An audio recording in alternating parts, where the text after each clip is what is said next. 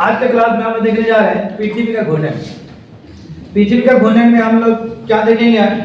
पिछले क्लास में जो देखे थे गुरुत्वीय प्रभाव, आज हम लोग देखेंगे घूर्णन के कारण प्रभाव। उसमें हम लोग देखे थे पृथ्वी के ऊपर, पृथ्वी के पृष्ठ पर और पृथ्वी के अंदर।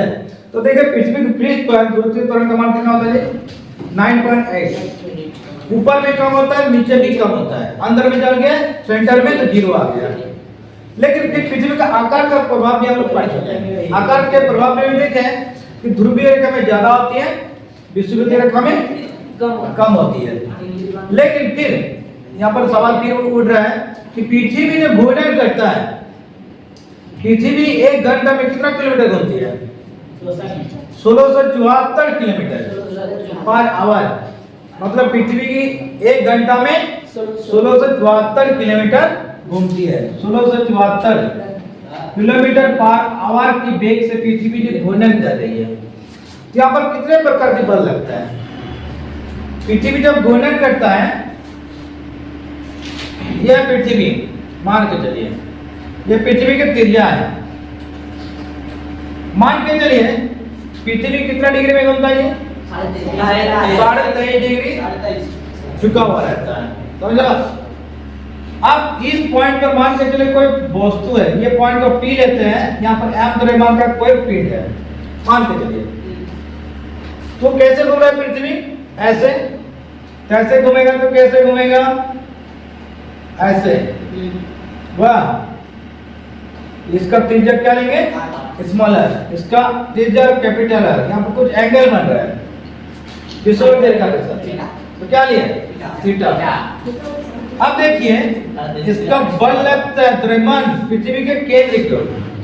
लेकिन कोई भी वस्तु जब संतुलन बने रहता है तो उसके ऊपर की ओर ऑपोजिट एक अभिलंब प्रतिक्रिया बल लगता है, जो हम लोग पिछले घर्षण चक्र में पढ़ चुके हैं। ये ऊपर साइड भी एक बल लगेगा जो वस्तु को कंट्रोल बनाए रखता है। फिर पृथ्वी जो इस दिशा में घूम रही है, इसके इस दिशा में भी एक बल लगेगा। यहाँ पर कुछ कोण बन रहे, कोण को क्या लेंगे? थीटा। ये भी थीटा, शीर्षक में कोण के कारण ये भी हो गया थीटा। ये पॉइंट माने P, ये पॉइंट Q, ये पॉइंट O।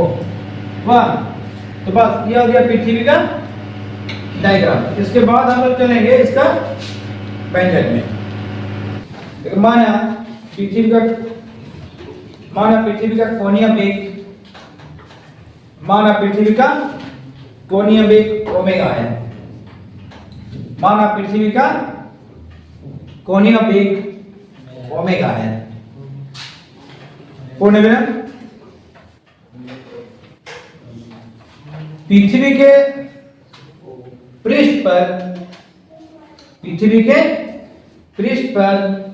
P बिंदु पर, पृथ्वी के पृष्ठ पर P बिंदु पर स्मॉल m द्रव्यमान का कोई वस्तु को रखा गया है। स्मॉल m द्रव्यमान के कोई वस्तु को रखा गया है। स्मॉल m द्रव्यमान के कोई वस्तु को रखा गया है जिसका अक्षांश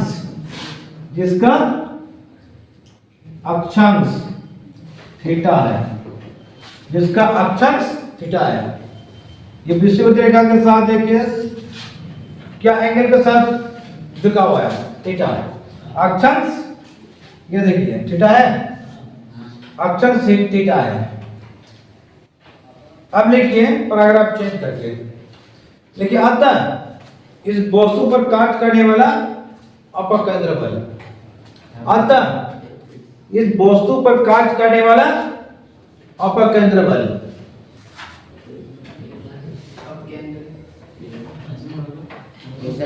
अपकेंद्र बल। अब देखिए अपकेंद्र बल क्या है?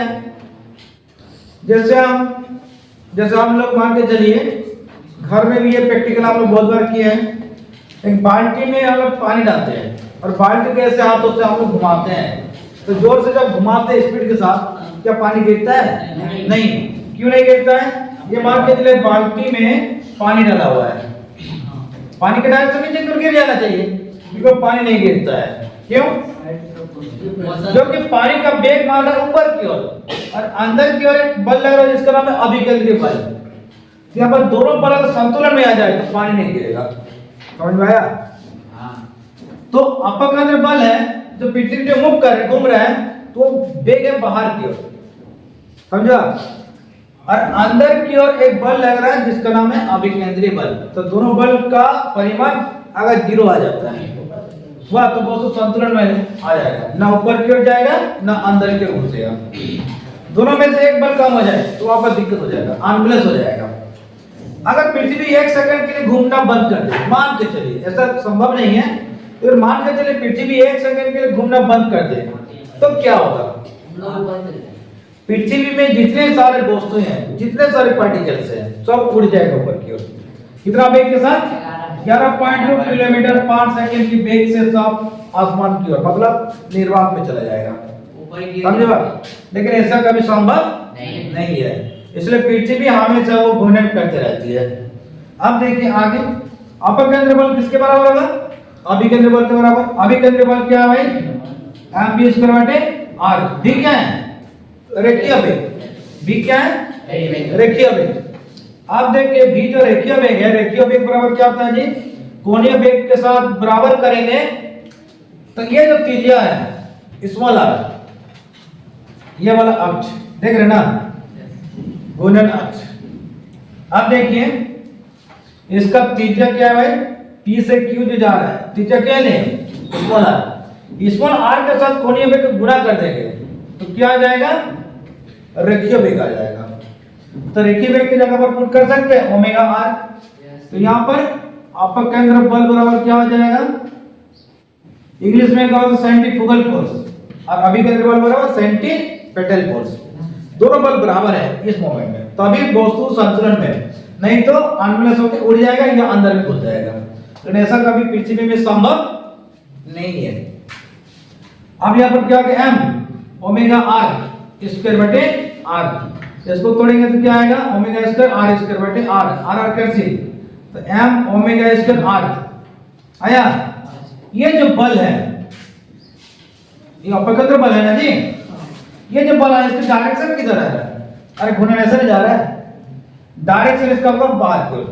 मतलब ये पॉइंट को मान के चले a पॉइंट, ये पॉइंट को मान के चले b, तो ये हो जाएगा m ओमेगा स्क्वायर r। यहां पर क्या लिखना है कि m ओमेगा स्क्वायर r की दिशा pa के अनुदिश है, pa के अनुदिश है, मतलब बाहर की ओर। अब इसमें घटक प्राप्त होगी कौन दिशा में? अभिलंब प्रतिक्रिया के दिशा में एक घटक जो प्राप्त होगा, वो घटक को हम लोग क्या लेंगे?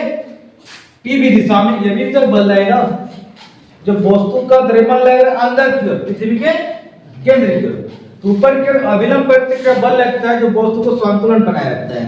तो इसमें जो घटक आएगा क्या आएगा? m omega square r cos theta, जो हम लोग यूनिट 3 में घर्षण वाले चैप्टर में पढ़ चुके हैं। समझा? अब देखिए आगे क्या करेंगे, चलिए आप लिखिए। दिशा में घटक m omega square r cos theta तथा वस्तु का भार mg पृथ्वी के केंद्र की होगी, पृथ्वी के केंद्र की ओर होगी। केंद्र को बोले तो PO की दिशा में, मतलब PO की दिशा में, इसको भी ब्रैकेट में डाल दीजिए। वस्तु का द्रव्यमान लगेगा अंदर की ओर, वाह। अब क्या होगा? वस्तु का आभासी भार, यहां पर लिखिए वस्तु का आभासी भार। आभासी भार क्या होगा देखिए तो, ऊपर के जो बल लग रहा है वाह, इसका जो वास्तविक मान से ऊपर की ओर माइनस कर देंगे, उसका डायरेक्शन ऊपर की ओर, और वस्तु का द्रव्यमान है अंदर की ओर, तो अंदर से ऊपर बल माइनस कर देंगे, जितना बचेगा वही ना होगा आभासी भार। तो इसका वास्तविक द्रव्यमान क्या है? mg डैश यानी आभासी भार mg डैश मान के चलेंगे, वास्तविक भार mg, ऊपर वाला को माइनस कर दीजिए। ऊपर वाला क्या है? अविरल प्रतिक्रिया बल, क्या है? m omega square r cos theta. वाह, इसको समीकरण लीजिए एक। अब समकोण ट्रायंगल में बात करेंगे, किसमें? समकोण ट्रायंगल PQO में। यहां पर देखिए cos थीटा बराबर क्या होता है? d बटे h। d का वैल्यू क्या आएगा? स्मॉल r बटे कैपिटल R। स्मॉल r बटे कैपिटल R। स्मॉल r बराबर क्या है? Capital R cos theta. अब स्मॉल r का वैल्यू पुट कर दीजिए समीकरण 1 में। तो क्या लिखेंगे समीकरण 1 में? समीकरण 1 में स्मॉल r का मान रखने पर तो क्या आएगा? देखिए mg डैश बराबर mg minus m omega square, यहाँ पर क्या है? Capital R cos square theta. यहाँ पर एक cos स्क्वायर थीटा है, यहाँ पर एक कुल मिला के कितना हो गया? 2 मतलब cos स्क्वायर थीटा। अब इनमें से कॉमन क्या आएगा? देखिए तो इसमें m तीनों में m आ जाएगा, लेफ्ट हैंड साइड बराबर राइट हैंड साइड के कैंसिल हो जाएगा। यहाँ पर g डैश बराबर क्या बचा? g minus omega square r cos square theta. बस क्या हो गया इसका व्यंजक। अब देखेंगे यहां से कि किस दिशा में गुरुत्व त्वरण का मान अधिक होगी और किसमें कम होगा। ये वाला व्यंजक से हम लोग निकालेंगे। चलिए यहां तक तो लिख लिए। अब चलिए स्पेशल केस। स्पेशल केस में क्या देखेंगे?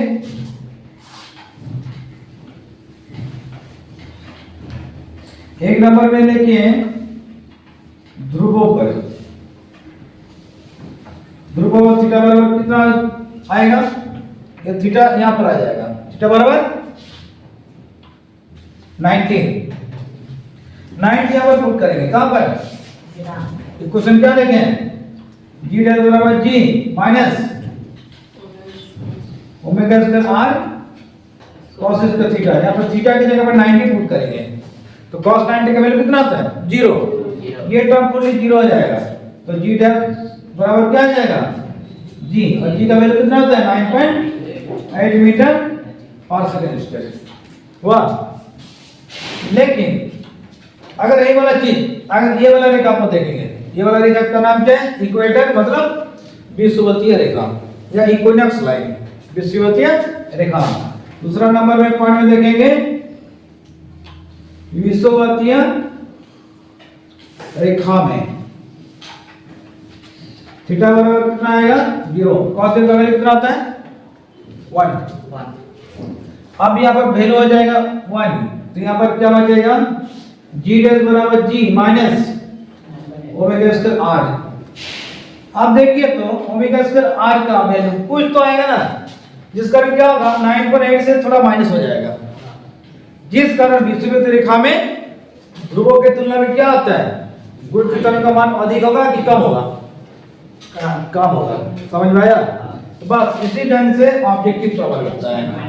मतलब ऑब्जेक्टिव जब भी पूछा जाएगा एग्जाम बोर्ड में या बोर्ड लेवल में, जब भी पूछा जाता है कि पृथ्वी के घूर्णन के कारण किस दिशा में गुरुत्व त्वरण का मान अधिक होती है या कम होती है। जैसे पूछेंगे वर्तमान आंसर, लेकिन याद रखना क्या कि ध्रुवों पर ज्यादा होता है, मतलब यहाँ पर होगा मैक्सिमम हुआ, अब विषुवतीय रेखा में होगा मिनिमम। जैसे सवाल पूछेंगे और आंसर दे देना है। समझ में आया? ध्रुव पर ज्यादा मैक्सिमम, इसलिए जी बराबर जी मतलब 9.8 हुआ।